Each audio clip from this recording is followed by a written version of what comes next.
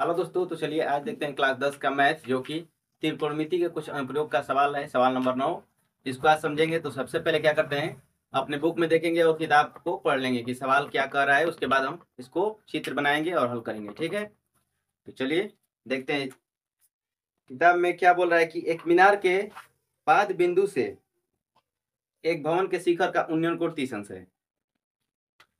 देखिए, इसमें क्या है कि एक भवन दिया गया है और एक तरफ एक मीनार दिया गया है। मीनार जो होता है वो चिमनी के आकार का होता है, बहुत बड़ा होता है, जैसे कुतुब मीनार। तो मीनार जो होता है वो ऊंचाई रहता है, उसका ऊंचा रहता है, और भवन है छोटा। ठीक है, और ये कुछ दूरी पे दिया गया है। देखते हैं और आगे क्या दिया है। एक ठो भवन था, एक ठो मीनार है। अब इसमें क्या क्या दिया गया है ये देख लेते हैं। क्या बोला गया है कि एक मीनार के पिछले बिंदु से, यानी मीनार के पिछले बिंदु से, यानी पाद बिंदु से, ये है सबसे नीचे वाला पाद बिंदु मीनार का। उसके बाद बोला है कि भवन के शिखर का उन्नयन कोण 30 अंश है। यानी भवन के शिखर का उन्नयन कोण, यानी यहाँ से ये कोण जो है 30 अंश है। ये कोण जो दे दिया है हमको, कितना अंश है? 30 अंश दे दिया है। अब फिर क्या बोला है, और भवन के पाद बिंदु से, यानी भवन के ये पाद बिंदु से मीनार के शिखर का उन्नयन कोण कितना है? ये दिया है जो, ये 60 अंश दे दिया है। ये कितना दिया है? 60 अंश। 60 है, हाँ 60 अंश है। ठीक है, यदि मीनार की ऊंचाई, मीनार 50 मीटर ऊंची है, ये जो दूरी है हमको दे दिया है, यानी यहाँ से यहाँ तक का दूरी पूरा दिया है, कितना? 50 मीटर। ये जो मीनार की ऊंचाई है ये दे दिया है। पूछा क्या है? पूछा है कि भवन की ऊंचाई बताइए, यानी हमको बताना है ये चीज हमको बताना है। सवाल सिंपल है, बहुत बेहतरीन ढंग से बताएंगे, देखिएगा। अब हमको सबसे पहले हमको ऐसा कोई भी सवाल लगाएंगे जिसमें कि दो त्रिभुज हो। उसमें क्या करना पड़ता है कि सबसे पहले देखना पड़ता है कि कौन सा भुजा भुजा जो है उभयनिष्ठ है, यानी दोनों में कॉमन है। तो इस त्रिभुज के लिए और इस त्रिभुज के लिए दोनों में कॉमन भुजा क्या है? ये नीचे वाला। ये दोनों भुज, दोनों में मतलब आ रहा है, यानी ये जो भुजा है ये इस त्रिभुज में भी आएगा, इस त्रिभुज में भी आएगा। ठीक है, इसको थोड़ा सा हाईलाइट कर देता हूँ ताकि समझ में आए कि ये दो त्रिभुज हैं, दोनों में आ रहा है। तो यहाँ पर इसको थोड़ा सा ब्लू कर देता हूँ, दोनों त्रिभुज को अलग अलग कर देता हूँ ताकि बुझाए कि ये एक अलग है, ये एक अलग है। ठीक ठीक। अब यहाँ पर देख रहे हैं कि यहाँ पर जो ब्लू वाला है इसमें भी ये पूरा आ रहा है, और ये ब्लैक वाला है इसमें भी पूरा ये आ रहा है। तो इसको सबसे पहले मान लेंगे हम लोग कि ये यक्स। ठीक है, इसको हमेशा लेंगे, जब भी सवाल लगाएंगे इसमें रिलेशन हमेशा दिखाएंगे, और एक ठो ये लेंगे और एक ठो ये लेंगे। चलिए तो स्टार्ट करते हैं। सबसे पहले इसका नामकरण कर लेते हैं। जैसे यहाँ पे ए बी सी डी, इतना ही हमको चाहिए। यहाँ पर भी आप लिख सकते हैं या फिर छोड़ दीजिए, क्योंकि हमको इतना ही चाहिए। ठीक, अब लेते हैं त्रिभुज। त्रिभुज आप पहले कोई भी ले लीजिए, हम लेंगे पहले ए वाला, ए बी सी, त्रिभुज ए बी सी में आप कोई भी त्रिभुज पहले ले सकते हैं। ठीक है, हम छोटा वाला लिए हैं त्रिभुज ए बी सी में। क्या दिया है? लंब। देखिए, इसमें लंब क्या होगा, आधार क्या होगा, कर्ण क्या होगा, इसको पहले जान लेते हैं। यहाँ पर जो है ये 90 अंश का कोण बना रहा है, यहाँ पे बन रहा है ना इस तरह एल के आकार का। तो 90 अंश का कोण जो होता है उसके सामने वाली भुजा को हम लोग बोलते हैं कर्ण। इसको क्या बोलते हैं? कर्ण। और देखिए इस भुजा पे दो कोण हो गया, क्योंकि इस भुजा में ये 30 अंश का भी कोण इसी भुजा पे बना है, और ये 90 अंश का कोण भी इसी भुजा पे बना है। जब एक भुजा पे दो कोण बन जाते हैं उसको बोलते हैं हम लोग आधार, और जो बचा है उसको क्या बोलेंगे? लंब। ये हो गया हमारा तीन भुजा, जो कि समझ में आ गया होगा कि कैसे लंब आधार कर्ण मानना है। हो गया। अब क्या देना है कि देखिए एच और एक्स का मान निकालना है, तो हमको इसी दोनों में रिलेशन चाहिए, यानी लंब बटे आधार क्या होता है? Ten, tan theta. अब लंब बटे आधार का मान कितना है, तो लंब क्या बोले? लब, ये एच है, एच लंब। एच बटे में आधार कितना माने हैं? यक्स माने हैं, आधार यक्स बराबर 10। और थीटा की जगह पर क्या लिखेंगे? इस त्रिभुज का थीटा कितना है? इस त्रिभुज का थीटा है 30, तो 30 लिख लेते हैं।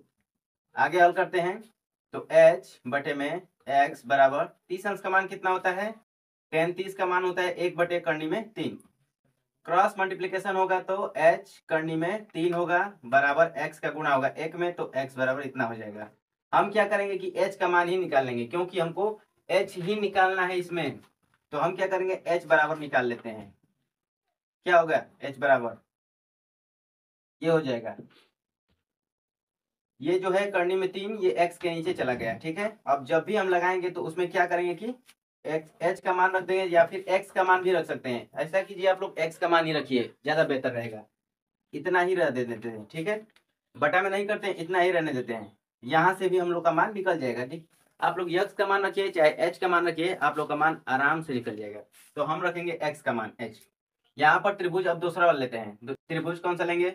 डी बी सी में, त्रिभुज डी बी सी में। अब त्रिभुज डी बी सी में लंब आधार पर देखते हैं क्या है।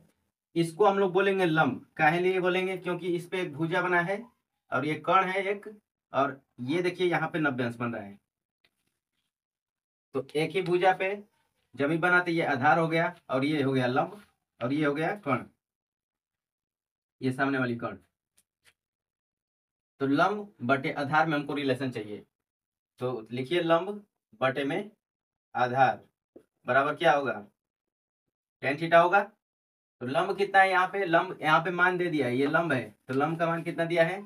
50 बटे में आधार नहीं पता हमको, x मान लेंगे, x माने ही है, इसको ही रख देंगे। tan, यहाँ पर देखिए tan कितना अंश है?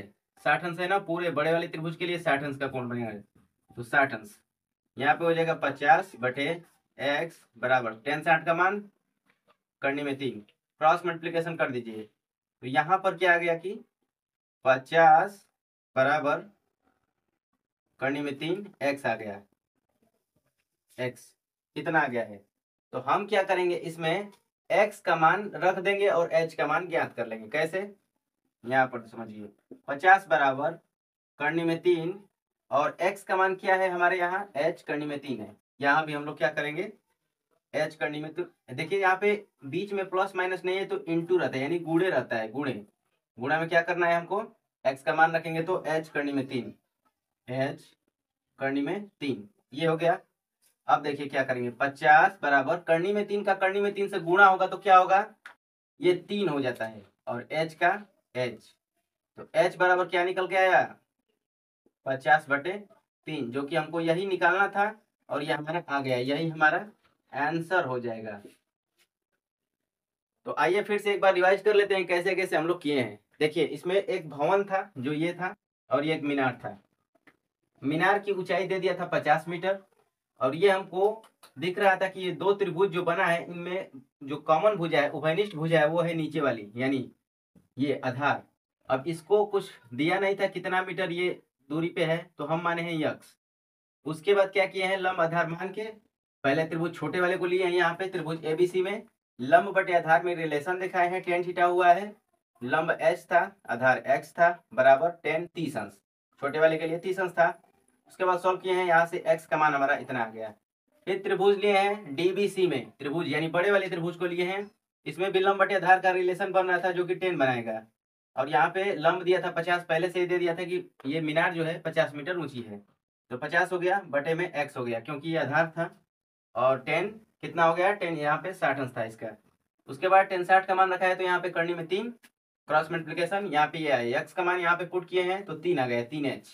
h का मान किए हैं तो करनी में ये जो 3 था सिर्फ यहाँ पर आ गया। यहाँ पर थोड़ा सा समझ लेते हैं, करनी में 3 का करनी में 3 का गुणा होगा, तो ये क्या होगा कि 3 निकालेगा, यानी रूट से बाहर निकल जाता है कोई भी।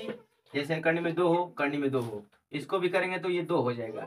करनी में 5 हो, गुणते करनी में 5 हो, यहाँ भी होगा तो ये 5 हो जाएगा। ऐसे ही यहाँ पे करनी में 3 का करनी में 3 का गुणा हुआ है तो 3 हो गया है, और h का h, तो h बराबर ये बटे में आ गया। उम्मीद है आप लोग को समझ में आया होगा, और नहीं आया है तो आप लोग कमेंट कीजिएगा, ताकि हम आगे भी इसको समझा सके और बेहतर ढंग से।